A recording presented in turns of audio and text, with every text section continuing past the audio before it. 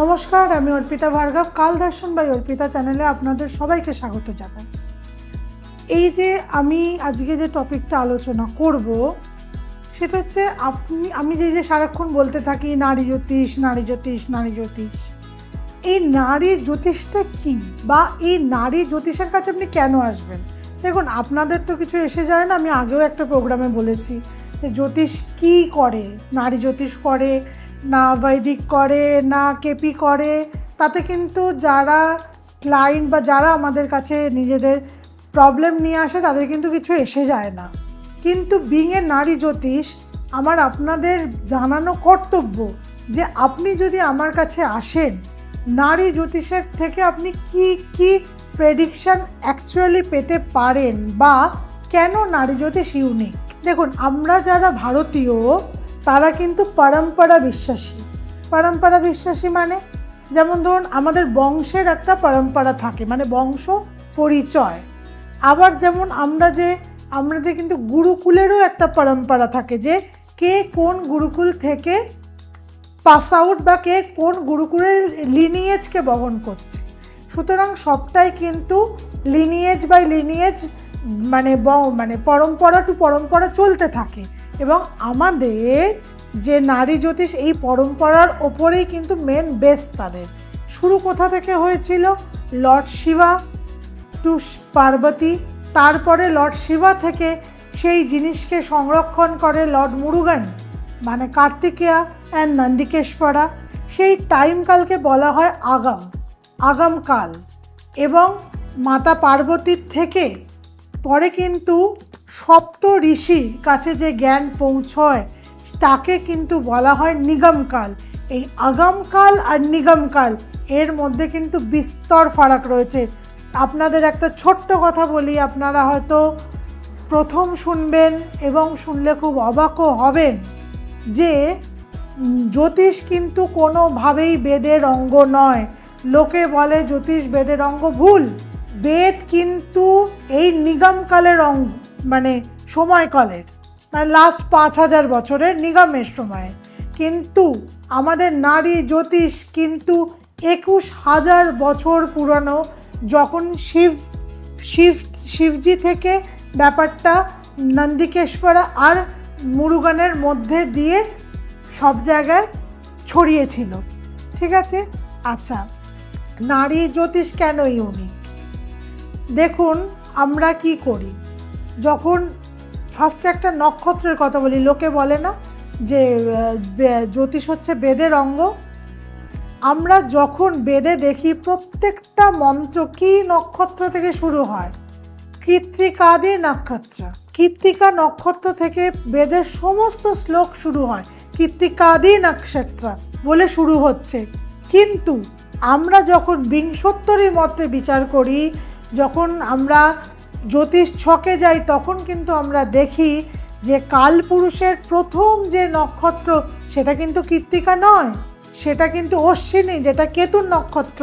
তা কিন্তু যারা বৈদিক জ্যোতিষ করে তাদের মনে কিন্তু এই প্রশ্নটা জাগে না যে আচ্ছা, কেন যদি বেদেরই অংশ হয় তাহলে তো স্টার্টিংটা কালপুরুষেরও কৃত্তিকা থেকেই শুরু হওয়ার উচিত ছিল, কেন অশ্বিনী থেকে শুরু হলো?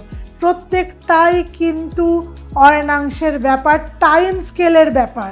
এই টাইমের যে খেল, টাইমের ক্যালকুলেশন কিন্তু নারী জ্যোতিষ ছাড়া করা একদম ইম্পসিবল। আমি আপনাদের এটা বলছি, ধাপে ধাপে আপনাদের বোঝাবো। যেমন ধরুন, কোনো মানুষ আমার কাছে এলো, ঠিক আছে, ডেট অফ বার্থ নিয়ে আমি তাকে ক্যালকুলেশন করলাম, কিন্তু আমি তার লগ্নই শুদ্ধিকরণ করলাম না, মানে বার্থ টাইম রেকটিফিকেশনই করলাম না। তাহলে আমি কি করে তাকে পিন পয়েন্ট প্রেডিকশান দেবো? এইটা কিন্তু এখানকার সমস্ত জ্যোতিষরা অমিট করে যায়। আইদার কেউ জানে না, আর যারা জানে তারা কিন্তু করে না, কারণ সবাই চার্ট দেখতে ব্যস্ত, কত তাড়াতাড়ি কত ক্লায়েন্ট দেখে ছাড়বো সেই করতে ব্যস্ত। কিন্তু আমাদের যারা নারী জ্যোতিষ করি তাদের কিন্তু নারী অংশ লগ্ন ফিক্সড করতেই হয়, কারণ নারী অংশ ছাড়া কিন্তু নারী অসম্পূর্ণ।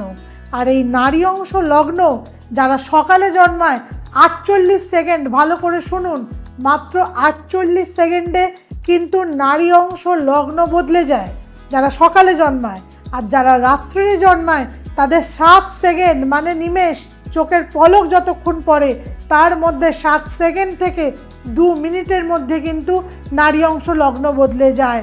আর নারী অংশ লগ্ন যদি বদলে যায় তাহলে কিন্তু টোটাল চার্টের প্রেডিকশান ভুল হয়ে যাবে, যে আপনার চার্টে কেন এন্ডিংয়ে প্রবলেম হচ্ছে, না স্টার্টিংয়ে প্রবলেম হচ্ছে, না কন্টিনিউয়েশনে প্রবলেম হচ্ছে, টোটাল ব্যাপারটারই কিন্তু প্রেডিকশান ভুল হয়ে যাবে যদি নারী অংশ লগ্ন আমি না ঠিক করে বার করতে পারি। এবং নারী অংশ লগ্নকে বার করার জন্য সবথেকে মেন প্রসিডিওর হচ্ছে বার্থ চার্ট রেকটিফিকেশান। কেন বার্থ চার্ট রেকটিফিকেশান প্রয়োজন আপনাদের একটা ছোট্ট উদাহরণ দিই। ধরুন যখন লতা মঙ্গেশকর জন্মেছে, যখন শচীন তেন্ডুলকর জন্মেছে, যখন জগদীশচন্দ্র বসু জন্মেছে, যখন নেতাজি সুভাষচন্দ্র বসু জন্মেছে, তখনও কিন্তু এই একই টাইমে অনেক বাচ্চা জন্মেছে সারা পৃথিবীতে, একই ডেট একই টাইমে, কিন্তু প্রত্যেকে কি লতা মঙ্গেশকর হয়েছে? কটা শচীন তেন্ডুলকর হয়েছে? কটাই বা নেতাজি সুভাষচন্দ্র বসু হয়েছে? কজনই বা জগদীশচন্দ্র বসু হয়েছে? তাহলে এই যে কিছু ক্যারেক্টারের জন্য তো তারা ইউনিক হয়েছে। এই ইউনিকনেস কিন্তু নারী অংশ চার্ট না জানলে কেন একটা চার্ট ইউনিক সেটা কিন্তু বার করা যাবে না। কারণ যদি আমি ওই 2 ঘন্টা হিসেবেই একটা লগ্নকে ধরি, ধরুন কারোর বৃশ্চিক লগ্ন এলো, কেউ 10টা থেকে 12টার মধ্যে এসছে তার বৃশ্চিক লগ্ন, কিন্তু এই 10টা থেকে 12টার মধ্যে তো অনেকে জন্মাবে তো তাদের সবারই বৃশ্চিক লগ্ন হবে এবং চন্দ্র সবার একই রাশিতে থাকবে, প্রত্যেকটা গ্রহ কিন্তু সেই ডেটের একই রাশিতে থাকবে। তাহলে 2 ঘন্টার মধ্যে যে বাচ্চা জন্মাবে তাদের কি প্রত্যেকের ভাগ্য এক হবে?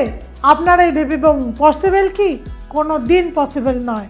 কারণ তাহলে যে 2 ঘন্টার মধ্যে লতা মঙ্গেশকর জন্মেছিল, যে 2 ঘন্টার মধ্যে সচিন তেন্ডুলকর জন্মেছিল, যে 2 ঘন্টার মধ্যে জগদীশচন্দ্র বসু জন্মেছিল, যে 2 ঘন্টার মধ্যে নেতাজি সুভাষচন্দ্র বসু জন্মেছিল, তাহলে সবাই কিন্তু তাদের মতোই ইউনিক পার্সোনালিটির হয়নি তো? তারা তো এক এবং অদ্বিতীয়। সুতরাং যতক্ষণ না এই নারী অংশ চার্ট আমি বার করতে পারবো তত কিন্তু মানুষের সেই পিন পয়েন্ট প্রেডিকশান আমি করতে পারবো না। যখন আমার কাছে কেউ আসে তখন কিন্তু যখন আপনারা আমার কাছে আসেন তখন কিন্তু আমি ফার্স্ট যেটা করি বার্থ টাইম রেকটিফিকেশান। এটা কিন্তু না করলে নারীর যেটা প্রাণ, নারী অংশ, সেটাকে কিন্তু বিচার করা যাবে না। এবং নারী অংশ বিচার না করলে আপনার চার্টের মধ্যে কি ইউনিকনেস আছে, কোন ইউনিকনেসটাকে একটু মডিফাই করলে আপনি সেই সাফল্যের চূড়ায় যেতে পারবেন, সেই জায়গাটা কিন্তু মিস করে যাবে। নারী জ্যোতিষের কিন্তু এইটাই স্পেশালিটি। আমি এই স্বল্প সময়ের মধ্যে যতটুকু পারলাম আপনাদের নারী জ্যোতিষের ইউনিকনেসটা বোঝানোর চেষ্টা করলাম। নারী অনেক ভাস্ট সাবজেক্ট, আপনারা আমার প্রোগ্রাম দেখতে থাকুন। আশা করি নারী জ্যোতিষের এরকম অনেক আনটোল্ড হিস্ট্রি আপনাদের সামনে তুলে ধরতে পারবো। আপনার প্রোগ্রাম যদি ভালো লেগে থাকে তাহলে নিচে স্ক্রলিংয়ে আমার নাম্বার যাচ্ছে, হোয়াটসঅ্যাপ নাম্বার যাচ্ছে, সেখানে আমার সাথে আপনারা কন্ট্যাক্ট করতে পারেন। আর আমার চ্যানেলকে লাইক শেয়ার করে আমার যে নলেজগুলো আপনাদের দিচ্ছি যাতে সেটা আরও স্প্রেড আউট হয় তার ব্যবস্থা আপনারা করে দিতে পারেন। আশা ভালো থাকবেন, সুস্থ থাকবেন। নমস্কার।